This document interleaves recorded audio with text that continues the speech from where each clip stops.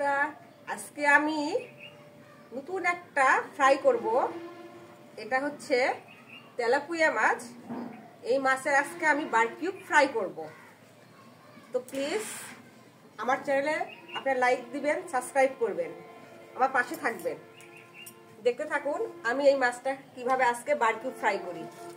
প্রথমে এই যে লবণ দিয়ে একে সুন্দর করে মাখাতে হবে।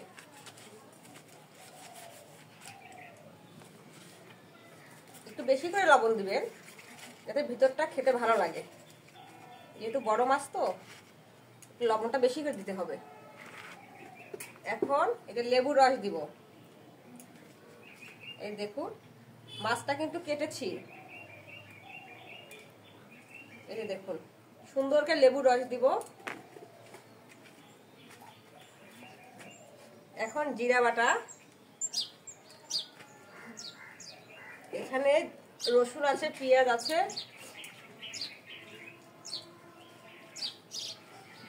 এটা বেশ মাংসের ভিতর দিবেন, তাহলে এটা খেতে যা মজা। এখানে হলুদ দিব,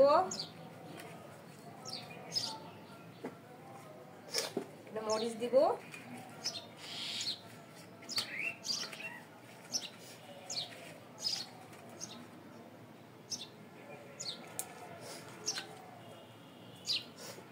আর একটু লেবুর রস দেই।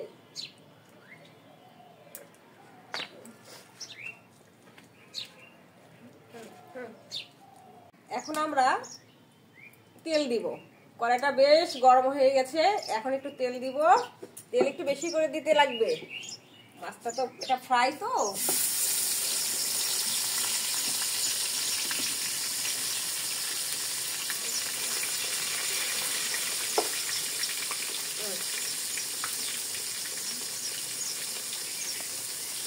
মাছটা আমি খুব সুন্দর করে ভেজে নিব।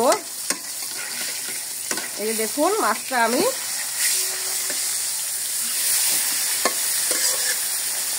বেশ এপিট ওপিট করে ভাজি করবেন, না হলে ভিতরে কাঁচা থাকবে। এই মাছের ভাজি যে খাবে সে বারবার বলবে যে এই মাছের ভাজিটা আবার খেতে ইচ্ছে করছে। আপনার বাড়ির কর্তাকে দিবেন ভাজি করে, সে যেন এই মাছের ভাজি খেয়ে ভুলে যেতে পারবে না কি ভাজি খাওয়ালেন। দেখুন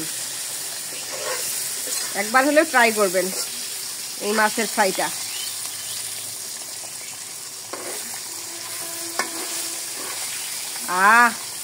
যা সুন্দর গন্ধ বেরোইছে, দারুণ গন্ধ বেরোইছে।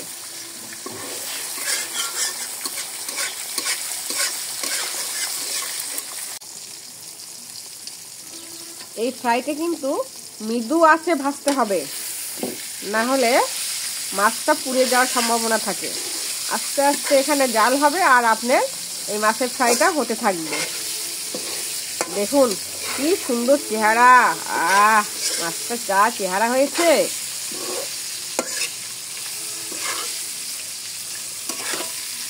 কি মামুনি খাবা? হ্যাঁ খাবো।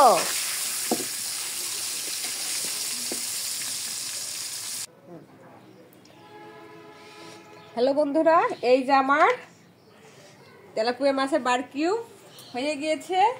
এই যে দেখুন এটা দেখতে কেমন হয়েছে দেখি। ও ডেলিশিয়াস ডেলিশিয়াস। এই যে দেখুন